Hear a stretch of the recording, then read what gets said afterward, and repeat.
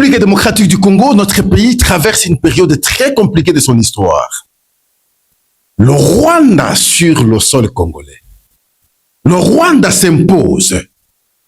Le Rwanda le dit clairement, à travers son président, Paul Kagame, à travers son ministre des Affaires étrangères, Nduhungirehe, à travers pratiquement tous les dignitaires rwandais.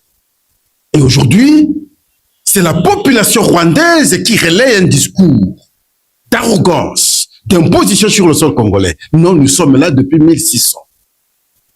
Pendant ce temps, les Congolais restent observateurs. Observateurs. Au pays, au Rwanda, en Afrique, en Europe, aux États-Unis, partout à travers le monde, on n'entend plus les Rwandais parler. Les Rwandais s'imposaient sur le Congo. Mais les Congolais sont observateurs. Pas de manifestations, pas de déclarations tranchées, rien du tout. On est resté observateur. D'un côté, c'est Robert Roy, de l'autre côté, c'est Nyarugabo, de l'autre côté, c'est Nduhungirehe, et des déclarations de part en part par les Rwandais. Et nous sommes observateurs. Alors nous disons, nous ne pouvons pas, nous, rester observateurs. Même si notre gouvernement aujourd'hui, on ne sent pas de déclarations tranchées pour désapprouver ce que disent les Rwandais aujourd'hui, mais nous allons continuer à démontrer comment nous ne pouvons pas être d'accord. À travers ce plateau, chers membres, votre plateau, le plateau des patriotes, nous allons continuer à parler pays. Nous vous remercions de votre engagement. Nous vous remercions de vos encouragements à notre égard. Le moment est très difficile. Il est vrai qu'on nous a caractérisés autrement. On sait que les Congolais sont toujours distraits.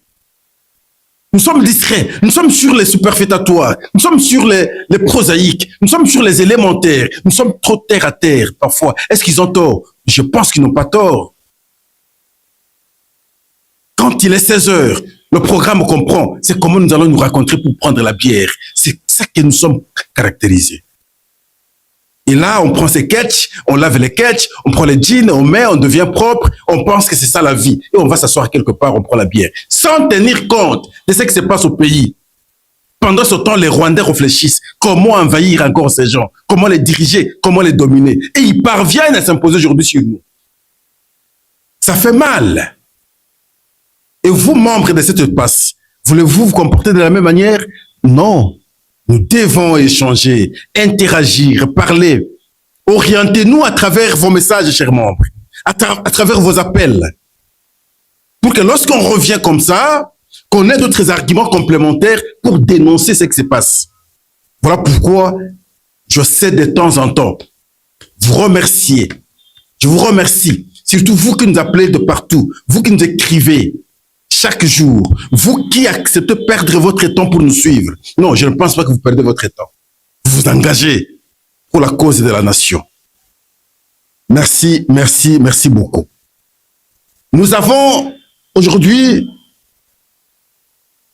3 questions d'échange. La première va concerner la déclaration de Paul Kagame lors de son point de presse. C'est grave. Mais ça n'étonne pas parce qu'il a déjà tenu dans le passé les mêmes propos. Et nous allons revenir pour vous démontrer le caractère contradictoire, le caractère malin, le caractère manipulateur de ces propos qui évoluent en fait. Et finalement aujourd'hui, il ne s'en cache plus. Et c'est notre gouvernement qui a réagi à travers un communiqué pour dénoncer le nombre de crimes, le nombre de violations des droits de l'homme commis par le M23 AFC depuis juin et juillet. Et on parle de 300 morts. C'est pas ce qui est très intéressant dans le contexte actuel. Ils vont continuer à nous tuer, mais attaquons la cause. Ça, ce sont des effets.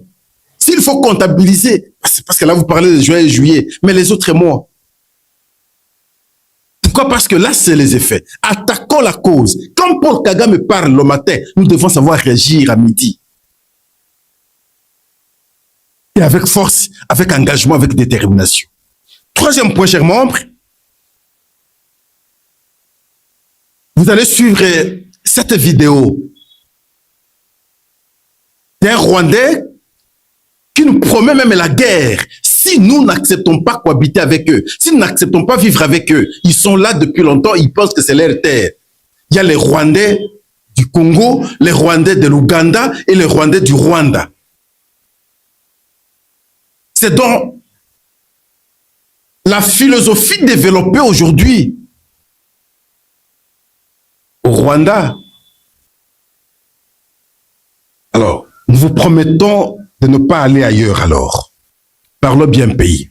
Mais bien avant, chers membres, nous commençons par vous présenter sur ce qui se passe sur l'avenue Kabambare, précisément dans le tronçon compris dans la commune de Barumbu. C'est étonnant. C'est vrai, cette route était délabrée très sérieusement. Nous étions en train de souhaiter qu'elle soit réhabilitée. Oui, on l'a réhabilitée, on l'a bétonnée, mais nous étions également en train de dénoncer. Pourquoi? Parce qu'on l'avait rétrécie. Effectivement, on l'a trop rétrécie. Il suffit qu'un véhicule stationne, il n'y a pas passage. Et pourtant, il y a beaucoup d'espace. Nous disions, mais pourquoi n'avoir pas élargi? Et finalement, nous avions compris qu'on avait détourné l'argent. Nous sommes sur l'avenue Kabambare. On a créé ce que nous appelons ici caniveau, mais c'est comme ça. On s'est posé même la question, comment l'eau sera canalisée dans ces conditions? Et voilà maintenant, on a tout passé la saison sèche, on est pratiquement à l'entrée de la saison de pluie, qu'on a pris l'initiative, je ne sais pas s'ils sont en train d'élargir Kabambare, je ne sais pas s'ils sont en train de créer, je ne sais pas quelle sorte de chaussée. Observez vous-même. Observez vous-même. Là, nous sommes en face de la maison communale de Barumbu. Et ils l'ont fait en partie comme ça, ils l'ont fait ici, ils vont le faire là-bas, et ainsi de suite. Alors là, ils sont sortis du caniveau. Et ils font ces travaux. On se pose la question, c'est quoi en réalité? Pourquoi n'avoir pas fait du coup lorsqu'on construisait la route? Pourquoi nous ne pouvons pas être sérieux même pour une fois? Monsieur le Président, tout ce qu'on fait ici, c'est contre vous. Rien de sérieux ne se fait. Combien de fois nous allons dénoncer? Quand on voit des choses comme ça, pourquoi nous devons supporter? Nous ne pouvons que dénoncer. Voilà pourquoi nous sommes en train de dénoncer ici. C'est insupportable ce que je suis en train de voir là. On donne l'argent pour les travaux. Les gens trouvent l'option de détourner l'argent.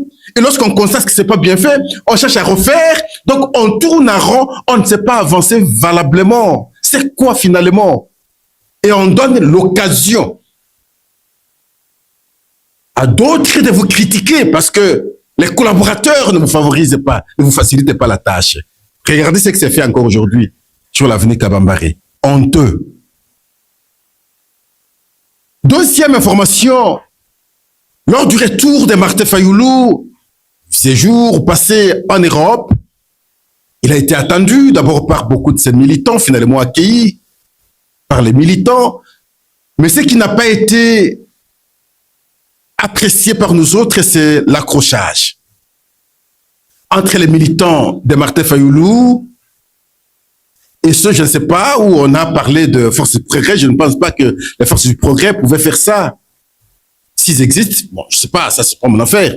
Mais ce n'est pas bon.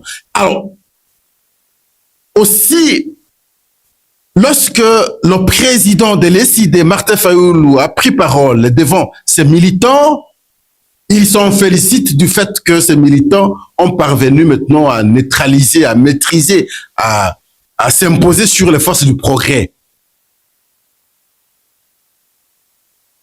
Bon, je ne sais pas, vous pouvez les suivre, mais je ne pense pas que c'est bon pour un leader de tenir de tels propos. C'est un grand leader. La preuve, c'est qu'il faut voir comment les gens sont allés l'accueillir. On n'accueille pas tout le monde de cette façon. Un grand leader doit avoir des modérations dans les propos. Ces propos-là, mon point de vue, n'étaient pas bien choisis. Vous pouvez les suivre, chers membres.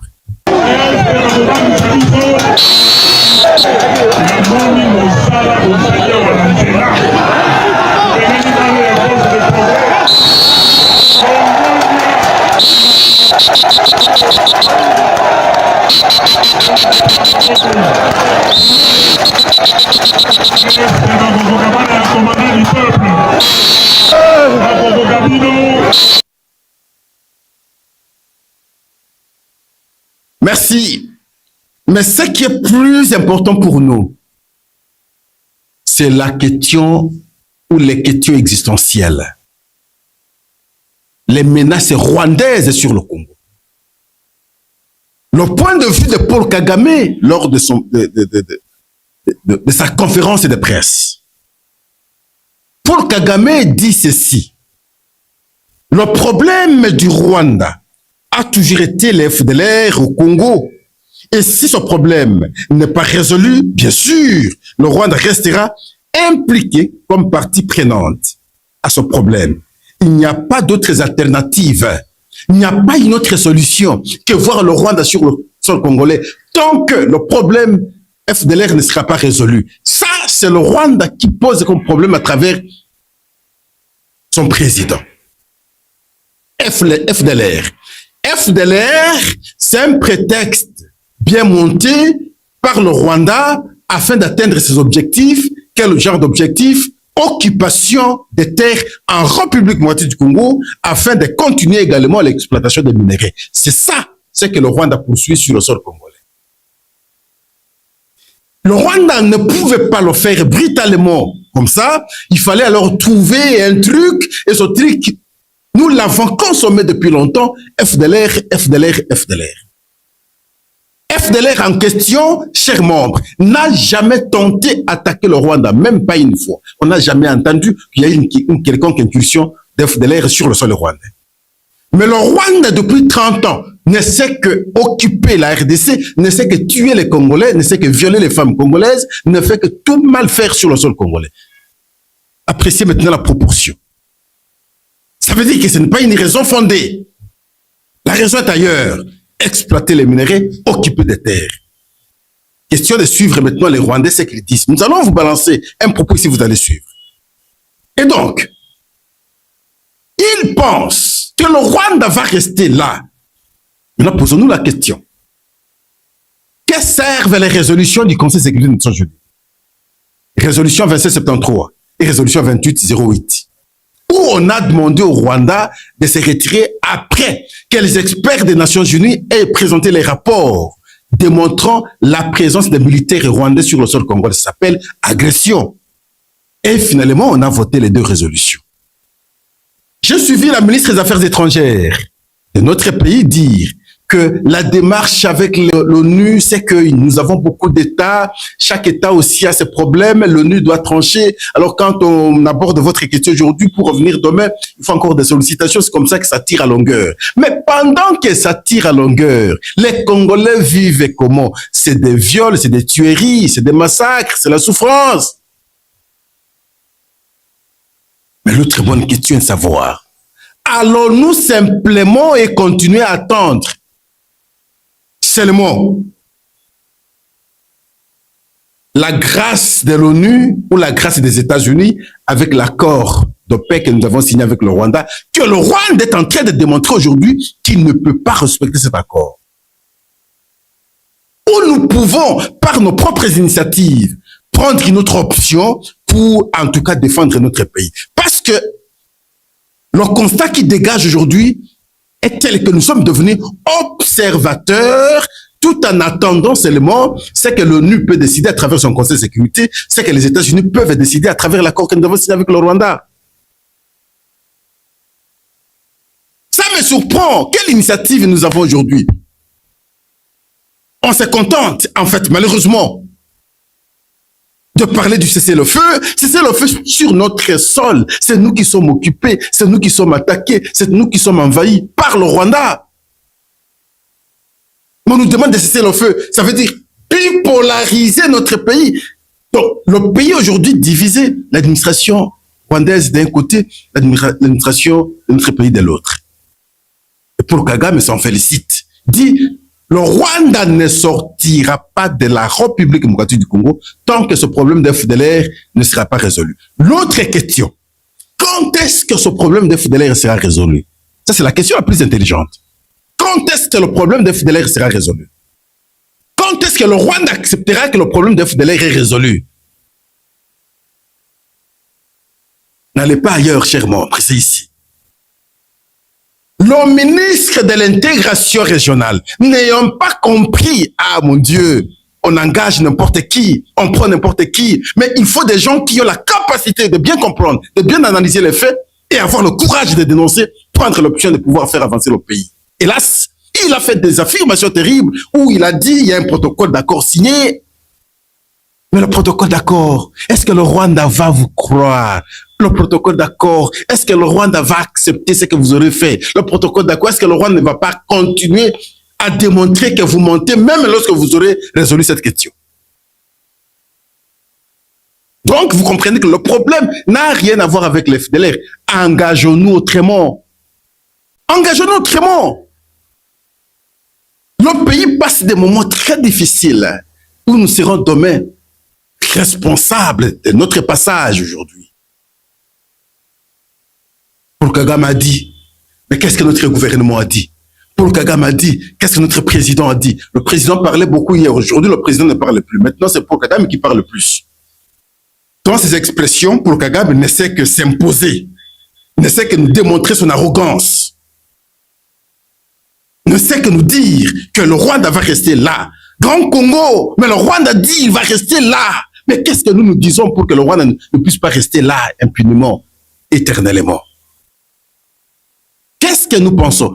Monsieur le ministre de la Défense, je m'adresse en même temps avec beaucoup de respect au président de la République. Mais changeons de personne, monsieur le président. L'actuel ministre de la Défense, je le respecte beaucoup, c'est mon frère, mais je ne sais pas. Quand ça ne marche pas, ça ne marche pas. Tentons avec une autre personne.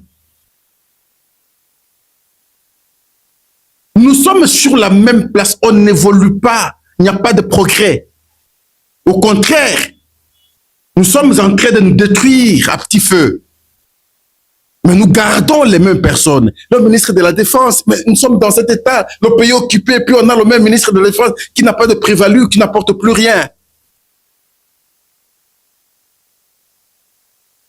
On ne peut pas avoir quelqu'un comme Luboya, l'ancien gouverneur là, il ne peut pas être nommé ministre de la Défense aujourd'hui. Pourquoi? Monsieur le Président, mais dans le contexte de la guerre, je crois qu'on peut choisir les Congolais guerriers. Bon, nous avons dit.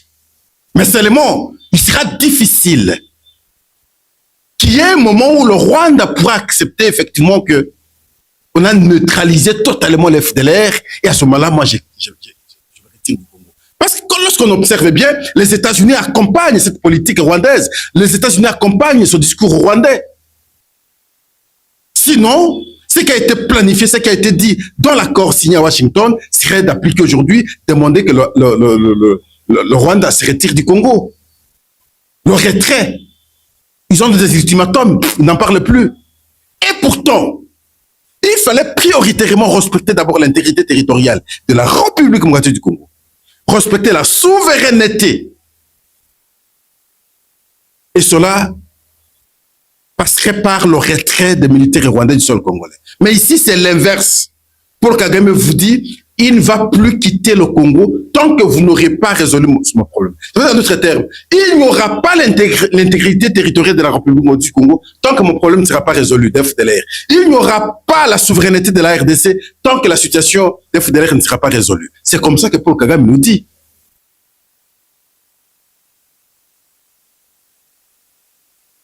Mawatro. Mawatro. Ça fait mal. Alors, je vous laisse ici suivre les propos de cet énergumène rwandais qui, avec arrogance, nous promet la guerre et nous dit nous serons obligés de vivre avec les Rwandais. Les Rwandais sont là depuis 1600 et ce discours de 1600 est aujourd'hui propagé par tous les Rwandais.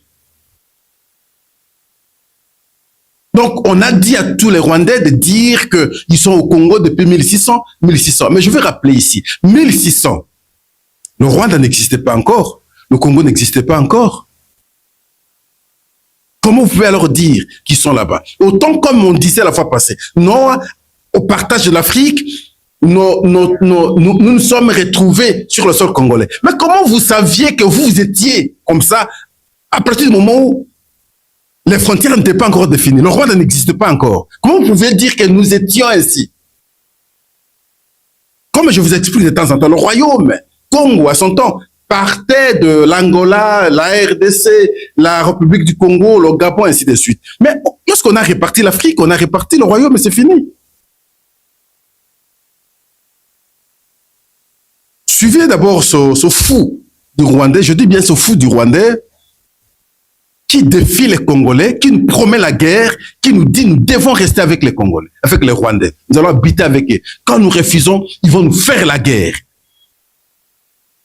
Vous pouvez les suivre. Et c'est comme ça que les Rwandais disent. Mais qu'elles disent alors les Congolais? Suivons-les. Vous êtes Rwandais, mes amis, vous êtes Rwandais du Congo. Mais vous êtes au Congo depuis entre 1910 et 1600. Comment vous pouvez dire que ne sont pas les Congolais? Ce sont les Congolais. Mais vous qui commencez à dévaguer, à parloter à cause de la haine, ça ne vous aidera. Parce que si vous continuez comme ça, on va vous se battre. On va vous montrer que la nation des Rwandais existe, mais il existe dans les 3 pays.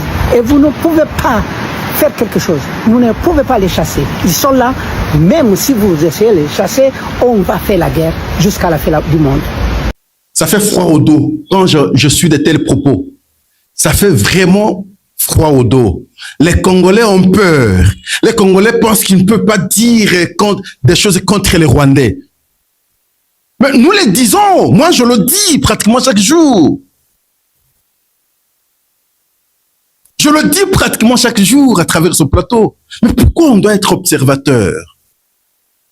Un monsieur comme celui-là dit des choses contre nous et nous ne pouvons rien dire. Nous sommes observateurs. Et là, ce qu'il dit, c'est bon. Lui va nous faire la guerre. Pour les Rwandais, ce qu'il dit là, c'est ce que pensent les Rwandais aujourd'hui.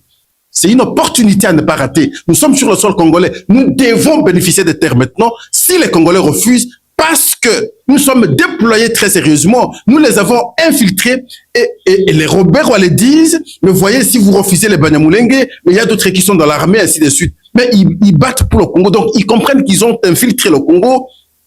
À cet instant, s'ils n'acceptent pas qu'on soit ensemble, nous allons les attaquer et nous allons les dominer et nous aurons des terres par la force. C'est comme ça que pensent les Rwandais. Et que pensent alors les Congolais? Les Congolais pensent qu'il faut que Tshisekedi parte. Les Congolais pensent qu'il faut combattre Tshisekedi. Les Congolais pensent qu'il faut partager le pouvoir. Les Congolais pensent qu'il faut organiser le dialogue. Les Congolais pensent à la séparation, à la division entre eux. Le Congolais pense appuyer le Rwanda contre son propre pays. Le Congolais pense parler le même langage avec Paul Kagame contre son président. Même si Tshisekedi est mauvais, face au Rwanda, je ne peux pas soutenir le Rwanda. Face à Paul Kagame, je ne peux pas soutenir Paul Kagame. Quelles que soient les conditions. C'est déplorable. Notre gouvernement va prendre un communiqué. Il dit plus de 300 morts et des centaines de cas d'exactions, viols, tortures, recrutement forcé, dénoncés bien entendu par le gouvernement, dans les zones occupées par le M23 pour les mois de juin et juillet. Alors le gouvernement a également présenté ce que le M23 est en train de notifier, que le M23 plutôt est en train de notifier la démographie locale en transplantant de populations rwandaises en Iragongo. Mais c'est une question que Pascal à travers ce plateau le disait depuis longtemps. Les gens ont tout oublié. C'est ça notre mauvaise caractéristique. Paul Kagame avait annoncé à son temps qu'il hébergeait au moins 100 000 Congolais tous réfugiés qui devraient rentrer maintenant dans leur pays. Mais 300 000 en Ouganda, ça c'est Paul Kagame qui l'avait dit. Et quand le M23 a commencé avec ses aventures, qu'est-ce qu'ils ont fait? Ils ont pris ces Tutsis, réfugiés, soit-ils, et on est venu les installer vers Nyiragongo. Quand les autochtones rentraient, constataient que leurs maisons, leurs champs étaient occupés, mais impuissants, qu'est-ce qu'ils pouvaient faire? Ils ont été obligés de cohabiter. Pourquoi ils font ça? Parce que le plan pour le Rwanda, c'est de populariser maintenant les Rwandais dans cette partie. Minoriser maintenant les Congolais. Pour que si aujourd'hui on échoue par les armes, demain par une voie démocratique, on peut organiser les élections et ils seront populaires, ils seront nombreux, ils vont déclarer l'autonomie de cette partie. Voilà le plan qui est monté. Et c'est maintenant que le gouvernement comprend pour prendre des communiqués. Mais lorsque nous disions depuis longtemps, pourquoi nous n'avoir pas appuyé, nous accompagner et faire comprendre cela aux Congolais? Même la question de Banyamulenge ici, de Minembwe par exemple, ceux qui appuyaient Joseph Kabila hier, aujourd'hui ne comprennent rien. Comment on a laissé Azarias pendant longtemps ministre de la décentralisation? Le plan était de rendre, d'autonomiser cette partie-là, vous savez bien. Mais alors, quand vous aviez un président qui faisait son jeu avec Azarias, vous ne comprenez pas qu'ils étaient tous en intelligence. La preuve aujourd'hui, après le pouvoir de Joseph Kabila, il a comme conseiller qui? Le premier conseiller, c'est Azarias Robertsoa. Le deuxième conseiller, c'est Moïse Nyarugabo. Les deux qui sont contre le pays, qui défendent maintenant les Rwandais qui sont sur notre sol, qui veulent nous arracher des terres. Et vous allez dire, non, avec Joseph Kabila, c'était très bien. Et pourtant, c'était un plan qui a été conçu à long terme. Les Congolais, nous sommes toujours discrets. Nous étions à court terme, en présentiel.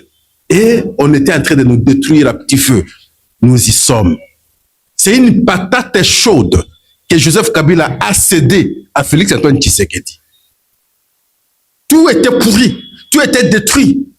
Ah ok, je vous cède. Pas sur un plateau d'or. Mais je vous sers sur un volcan. Résistez alors avec le feu.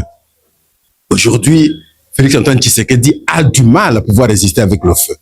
Malheureusement, agglutiné par des affairistes, des gens discrets, les bons sapeurs, les bons danseurs, ils ne comprennent pas que le pays traverse un moment difficile, le président s'engage sérieusement, vous, collaborateurs, vous devez l'appuyer. Mais ils ne sont pas là, malheureusement. Ils ne sont pas là. Merci beaucoup, chers membres. Pour nous autres, c'est par là que nous mettons à leur terme notre émission d'aujourd'hui. Nous allons nous retrouver encore demain, tout en espérant que nous aurons les mêmes énergies pour dénoncer. Nous disons au revoir. N'allez jamais ailleurs. Nous sommes arrivés à la fin de cette édition. Merci à vous de nous avoir suivis jusqu'ici. Si vous avez apprécié ces contenus, n'oubliez pas de vous abonner à notre chaîne, d'activer la cloche de notification pour ne rien manquer de nos prochaines vidéos. Likez et partagez cette vidéo. On se retrouve très prochainement. À bientôt.